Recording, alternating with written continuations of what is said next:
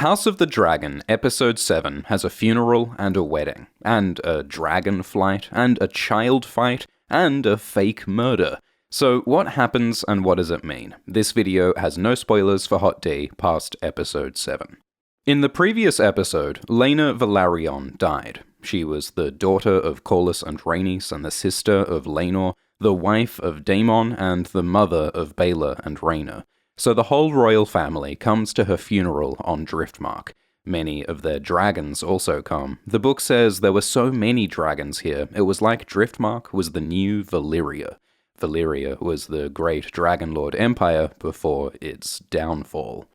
This dragon appears to be Aegon's dragon, Sunfire. The books say that Sunfire is the most beautiful and most magnificent dragon ever, with gleaming golden scales and pale pink wing membranes.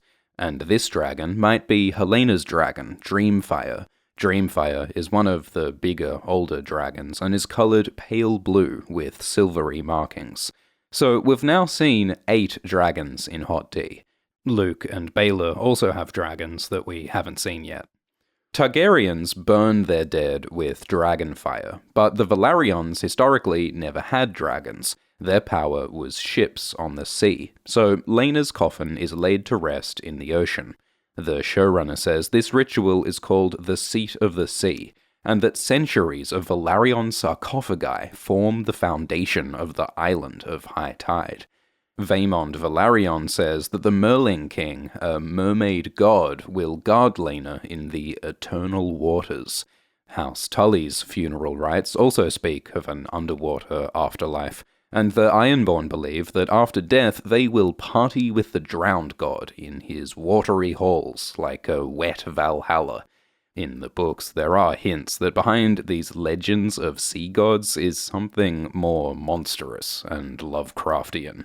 But Laena is laid to rest, and her uncle Vaemond uses his speech to make a political point. Vaemond says that Velaryon blood runs true, and Velaryon blood must never thin, and he looks pointedly at Rhaenyra's sons, Jace and Luke. Because Jace and Luke are called Velaryon, but they don't really have Laenor Velaryon's blood. They're actually Harwin Strong's bastards. Vaemond's brother, Lord Corlys, wants Luke to inherit Driftmark and be the next Velaryon lord, but Vaemond doesn't want that. Instead, he mentions Laena's true-born daughters, Baelor and Rhaena. They have Velaryon blood, so Vaemond seems to want them to inherit Driftmark, not Luke. We've seen Vaemond and Corlys clash before. This could be the beginning of a succession dispute within House Velaryon. Daemon laughs at Vaemond for using a eulogy for petty politics. This kind of BS is exactly why Daemon left court and stayed in Pentos all those years. Corlys tells Luke that he'll inherit Driftmark, because Jace is heir to the throne after Rhaenyra, and Laenor is king consort. But Luke says he doesn't want to be a lord, because that'll only happen when more of his family dies. These poor kids are traumatized by the death and tragedy happening around them, but the adults keep pushing them into politics and conflict for the sake of their ambitions. I don't want it. I don't want it. Jace knows the truth. He's not Laenor's son, he's Harwin's bastard. So Jace says that he should get to mourn his father and grandfather's death at Harrenhal. But Rhaenyra says they both must hide their grief for Harwin and pretend that Laenor is Jace's father, or else the Velaryons won't support them, and as a bastard, Jace's claim to the throne would be weaker. The adults' political schemes make their kids suffer. Aemond almost speaks to Jace, but they're separated by a fire between them, representing their family's burning conflict, so Aemond hesitates and backs off. Which is tragic, because if these boys had talked and connected, maybe they wouldn't have had that terrible fight later on.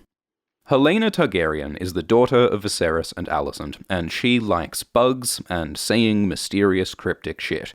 So Helaena says, hand turns loom, spool of green, spool of black, dragons of flesh weaving dragons of thread. The dragons are Targaryens, and the spools of thread are Viserys' bloodline. The spool of green is Viserys' children with Alicent. The spool of black is Rhaenyra and her kids. The hand turning the loom might refer to the hand of the king Otto Hightower, because it was Otto's manipulation that got Alicent with Viserys and started the spool of green. Looms and thread in general can symbolize fate and destiny, like the fates in real mythology who weave the threads of human destiny on a loom. It seems that Helena has prophetic dreams of the future, giving her glimpses of the fabric of human destiny, but her visions aren't very helpful when no one listens to her. Helena is now betrothed to marry her brother Aegon. Incest is traditional for the Targaryens. Aegon the Conqueror married his sisters, King Jaehaerys married his sister, and Viserys and Daemon's parents were siblings. The Targaryens do this to keep their blood pure, and to keep their dragon-riding genes in the family.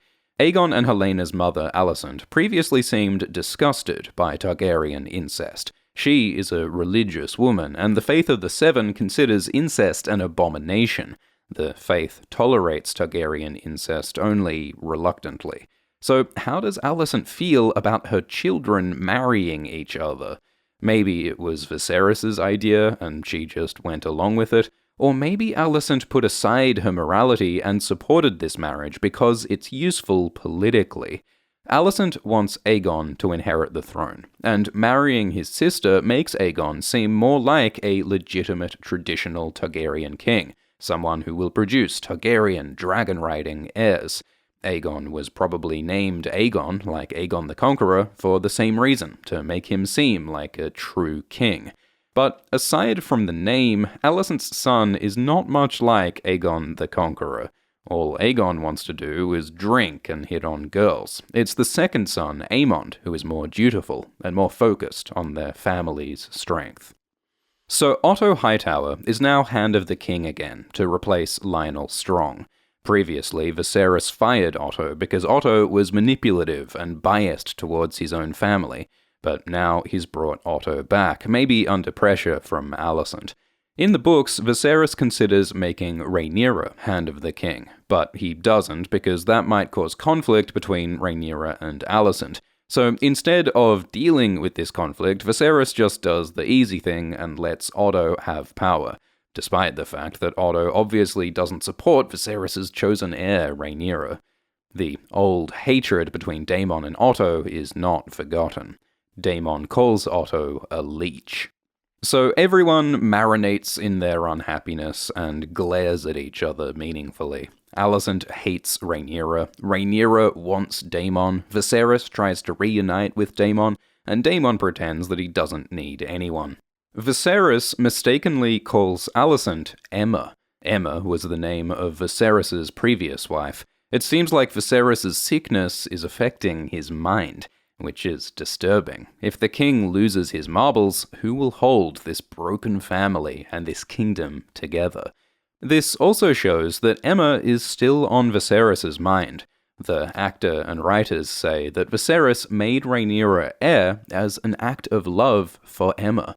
Viserys still feels guilty for Emma's death, and sees Rhaenyra as the last remnant of the woman he loved and still loves. Rhaenys and Corlys mourn their dead daughter, Laena. Rhaenys says again that Corlys's political ambitions put their children in danger. To honor Laena, Rhaenys wants Laena's daughter Baela to inherit Driftmark. Like Vaemond, she doesn't support Luke getting Driftmark because Luke doesn't have Velaryon blood. But Corlys has a different view on legacy. He says that history does not remember blood, it remembers names. Corlys doesn't care that Luke and Jace aren't really his grandkids, because their names are still Velaryon, while Baela's name is Targaryen. Corlys won't back down on his ambitions, and Rhaenys is frustrated. Rhaenyra reconnects with her uncle Daemon. They talk about their frustrations with their partners. Daemon didn't quite love Laena, and Rhaenyra says Laenor is useless. Rhaenyra talks about her sexual desires. It was Daemon who awakened Rhaenyra's desire when she was a teenager. Rhaenyra never let go of that attraction, so she kisses Daemon and then has sex with her uncle on the beach. Which is a bad idea for several reasons, like they're just outside a funeral, Rhaenyra is married, and they will get sand in all of their crevices. But Rhaenyra and Daemon find deep satisfaction in putting aside their duties and politics and lies and just indulging their true desires. Meanwhile, Aemond fulfills his desire. He wants a dragon to fulfill his birthright as a Targaryen prince, to get power and freedom, and to stop the other kids from bullying him with pigs. In the books, Viserys suggests that Aemond could claim a dragon egg or a hatchling on Dragonstone.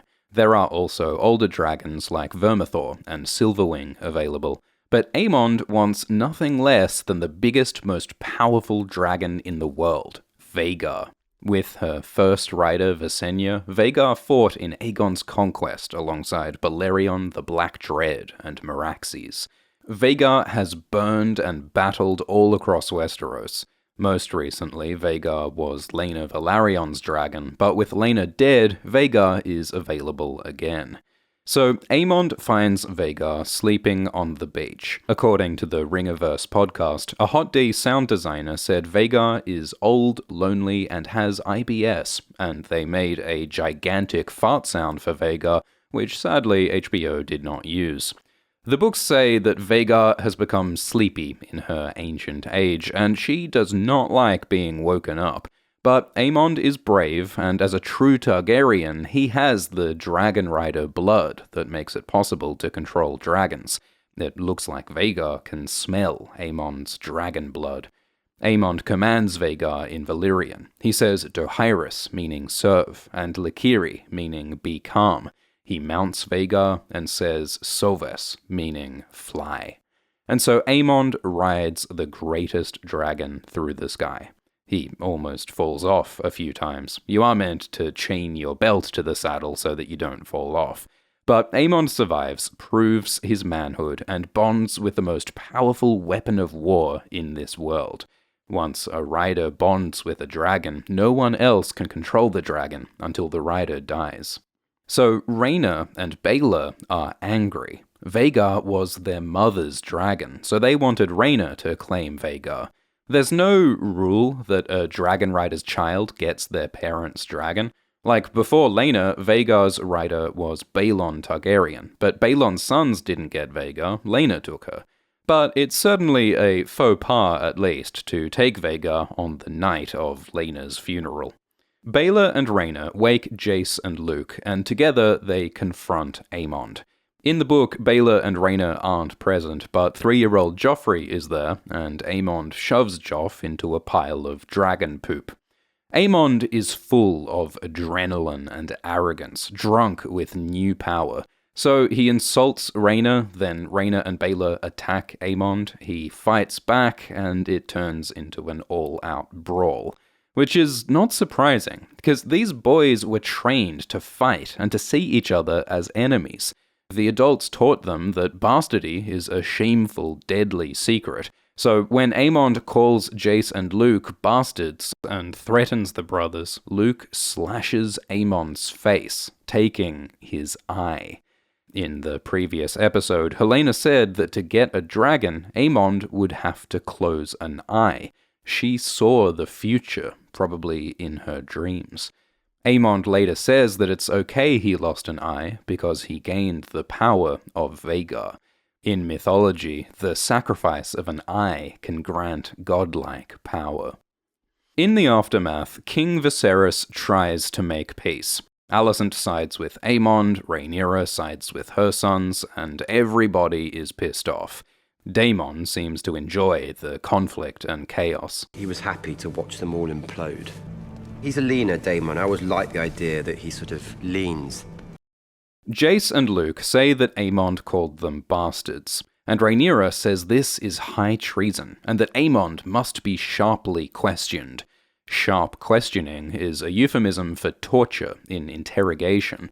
So it's pretty extreme for Rhaenyra to demand the torture of an already mutilated child because that child told the truth about Rhaenyra's infidelity. That is brazen. But Rhaenyra brings up these allegations to try and force a confrontation, maybe hoping that King Viserys will publicly side with her, not with Alicent. Aegon says everyone knows that Jace and Luke are bastards. Just look at them. It's obvious. So the deadly treasonous truth is spoken, and King Viserys fails to resolve it. He just shouts at everyone in general to just be cool and be friends, please, with his empty shirt sleeve flapping impotently. Then he tries to leave, as though the problem is solved, but no one is satisfied. The king fails to make justice and peace.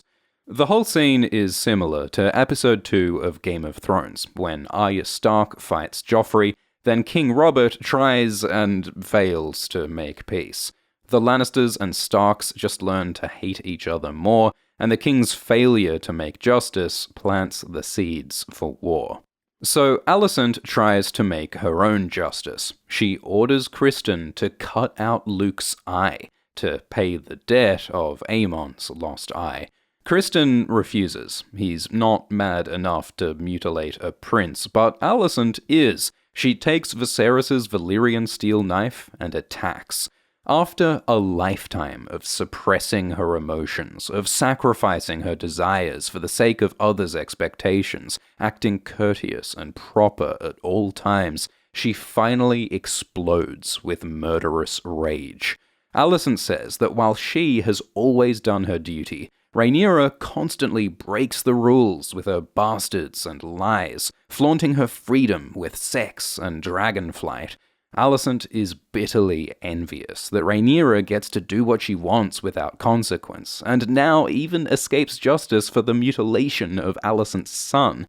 But Rhaenyra says that Alicent's righteousness is a cloak, a disguise, that Alicent acts like she's better than Rhaenyra, but really she's just motivated by petty envy and spite. The tragedy of this fight is that Rhaenyra and Alicent were once best friends.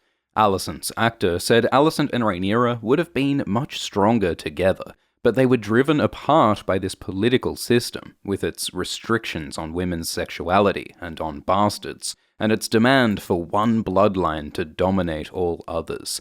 It's cause of the ambitions of men like Otto, who made Alicent marry Viserys in the first place. That politics is what drove Rhaenyra and Alicent apart. That's why Alicent's life sucks. But Alicent projects all of her anger at Rhaenyra.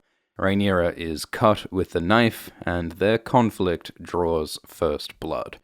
The king says he's done and walks off, leaving his daughter bleeding at his wife's hands, leaving his son mutilated, leaving his family divided.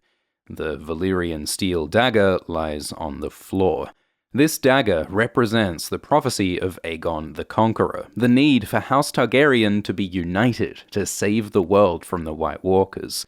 Viserys fails to uphold this sacred responsibility. Rhaenyra stands with Daemon and the Velaryons, and Alicent with her sons and Criston. Rhaenyra later calls Alicent's side the Greens, and in the books, Rhaenyra's side is called the Blacks. Peace between these sides now seems impossible. Alicent feels guilty and shocked by her violent outburst. Rhaenyra said earlier that Alicent isn't capable of cold murder, but Daemon replied that everyone is capable of depravity. Now, Alicent finds the depravity within herself, and she's horrified by it.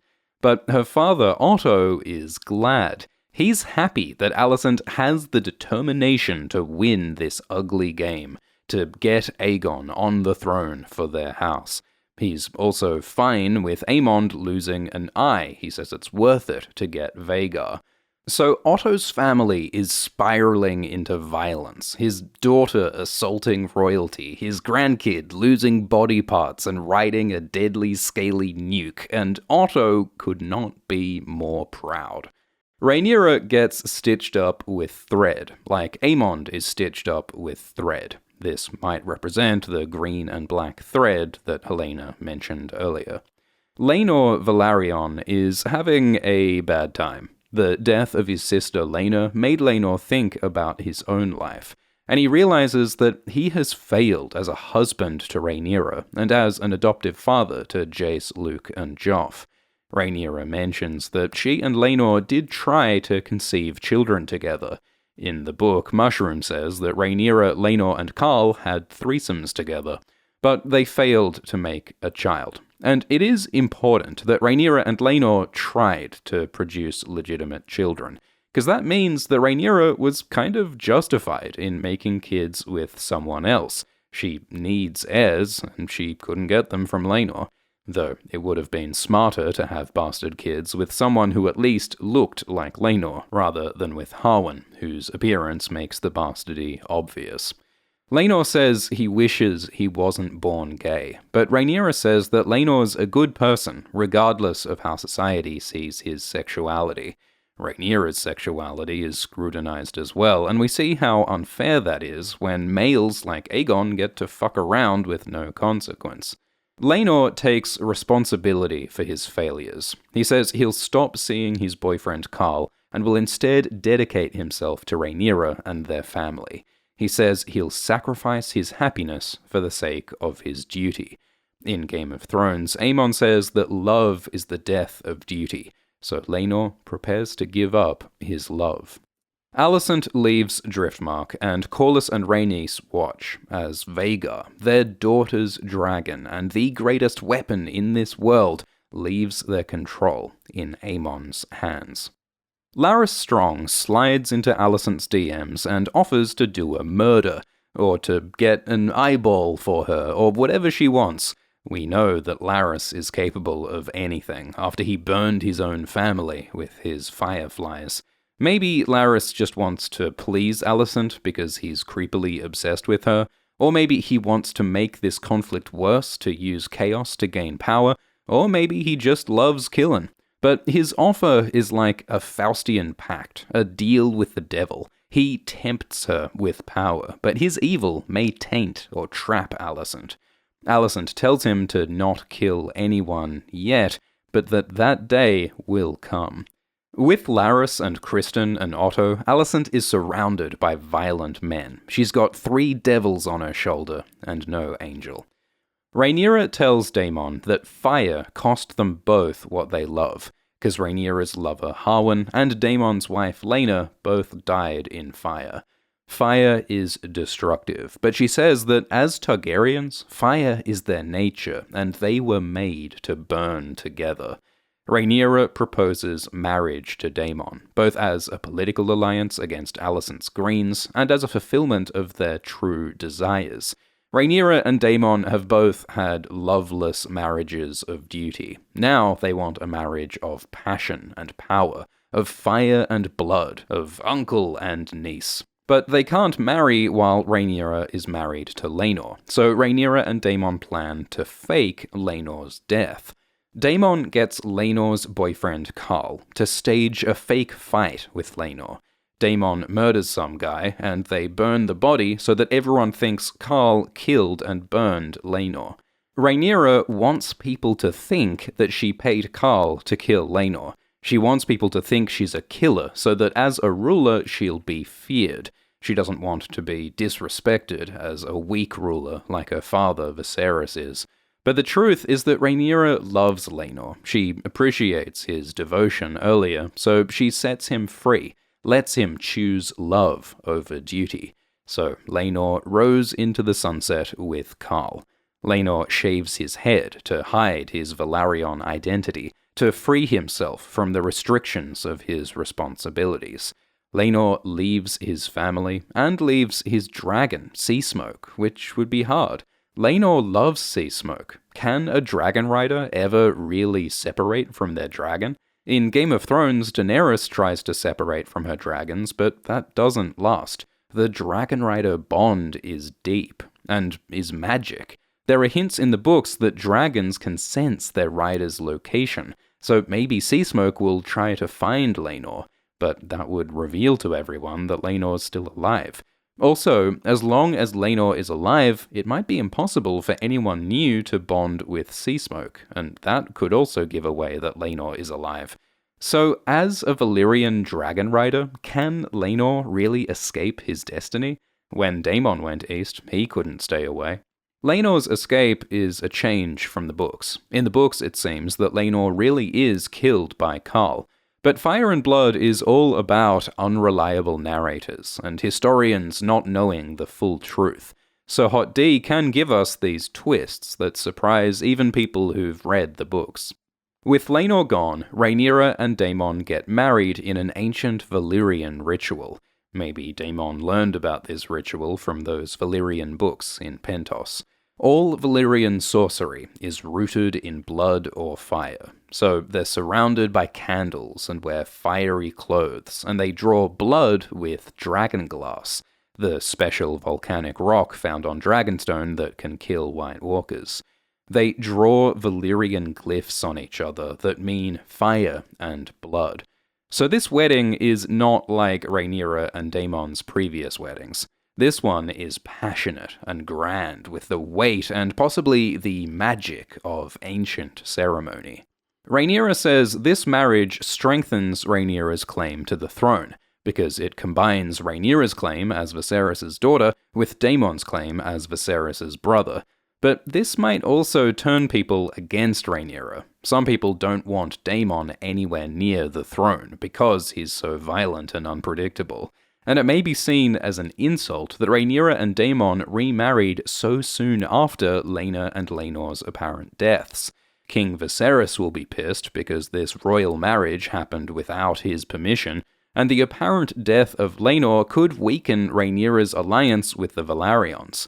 Will Corlys and Rhaenys think that Rhaenyra killed their son, or will Rhaenyra tell them the truth that Laenor's alive? Like fire, this marriage is powerful but dangerous. Rhaenyra's actor says Rhaenyra and Daemon are a terrible match because they're so similar.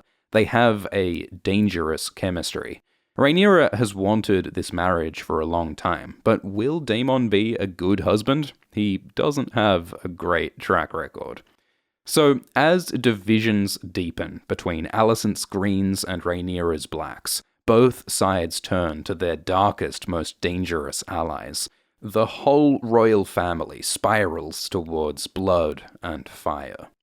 If you want to know the full story of the Targaryens, you've got to check out the Game of Thrones books. There's the main series, the World Book, Dunk and Egg, and Fire and Blood, which tells the story of Hot D. You can get any one of these on audiobook for free right now at audible.com/ASX. Sign up for a Premium Plus trial membership and you can get an audiobook to keep, even if you cancel the trial. You can get any Game of Thrones book, or Lord of the Rings, or Dune. Membership also includes unlimited access to thousands of audiobooks and shows in the Audible Plus catalog. Sign up at audible.com/ASX or text ASX to 500 500.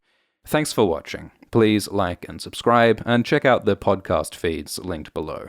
Thank you to the patrons, including Samia Javaid, Greg Names, Call Me Catalyst, Toy Button, Matthew Chaya Ravalotti, Classless, and Yannick. Cheers.